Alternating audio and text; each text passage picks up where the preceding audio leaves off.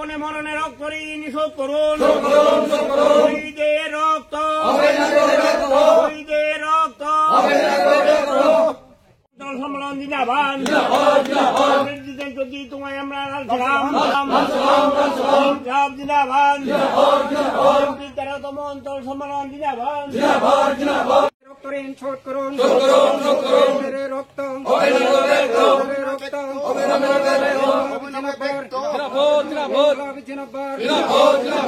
অঞ্চল সম্মেলনের কাজ আমরা শুরু করতে যাইতেছি। সর্বপ্রথমে আমাদের সংগঠনের পতাকা উত্তোলন করবেন আমাদের সংগঠনের কেন্দ্রীয় কর্ম পরিষদের প্রাক্তন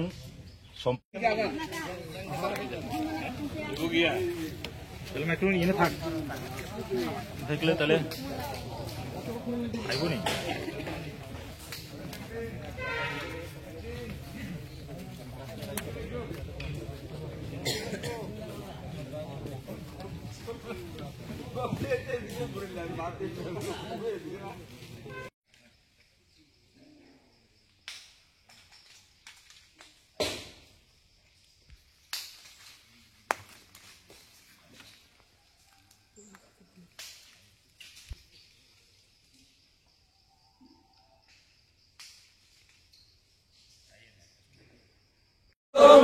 মরণের রক্ত ঋণ শোধ করুন, রক্ত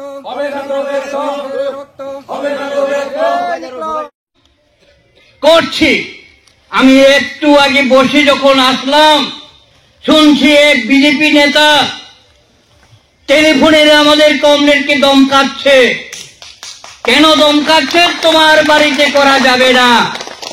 আমাদের এই কমরেড সৎসাহস দিয়ে বলছি আমি করব, পারলে তুমি ঠেকাও।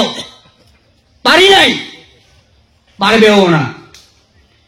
বিজেপি জি কাণ্ড, জনজাতির এলাকার মধ্যে, পাহাড়ের মধ্যে আজকে রাস্তার অবস্থা আপনারা বিচার করুন। রাস্তা তো এইভাবে হওয়ার কথা না। তারা তো বলেছিল আমরা এমন একটা শাসন করব, মানুষ চাইতে হবে না, সুশাসন দেব, উন্নয়ন করব।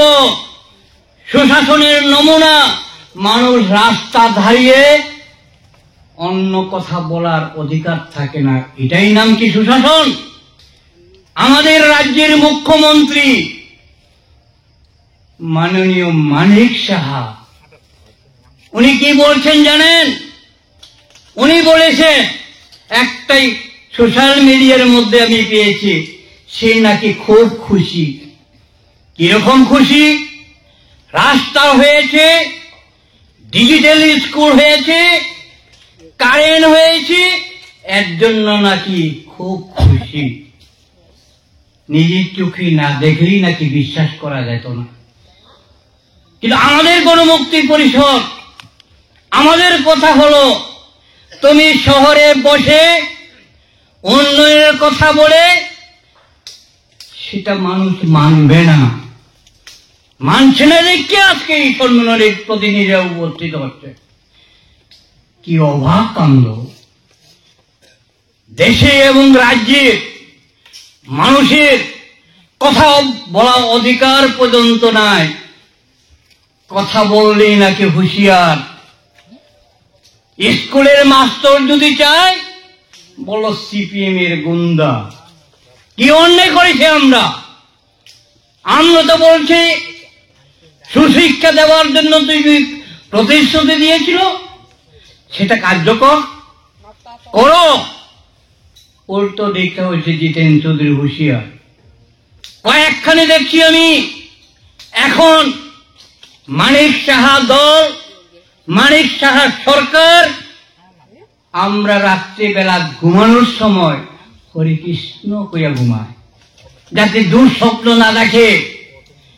এখন প্রতি ঘন্টা প্রতিনিয়ত জিতেন চৌধুরীর নাম যদি নানে পাপ মোচন হবে না। তার জন্য তাদের দোষরা, তাদের গুন্ডারা জিতেন চৌধুরীর নাম নিয়ে জব করে হুঁশিয়ার।